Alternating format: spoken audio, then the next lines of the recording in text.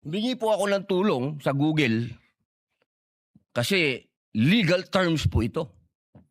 Hindi naman po ako nagtapos sa UP, hindi rin po ako nagtapos sa Ateneo, nagtapos po ako ng Criminology at UP rin sa University of Prison.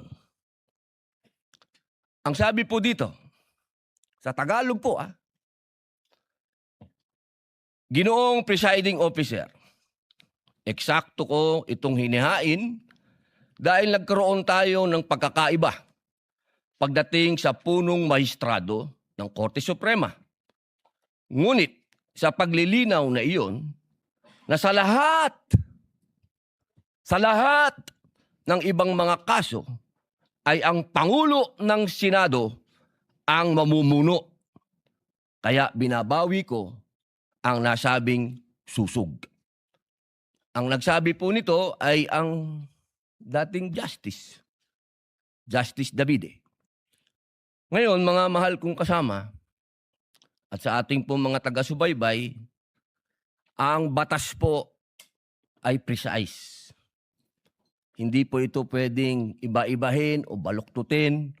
Kung ano ang sinabi lalo ng saligang batas, ay sana po ay panghawakan natin. Ngayon, sa loob po ng 4 na taong ko dito, lagi pong sinasabi yung tradisyon. Minsan, yung rules na yan, nawawala yan . Ilang beses na ho ako naguluhan dito dahil, teka, sundin natin yung tradisyon kaysa yung rules. 2 beses na po nagkaroon ng impeachment. Yung unang impeachment, ang nag-preside ay yung Chief Justice, yung kay Pangulong Estrada. Yung sumunod po, nandito na po ako nun.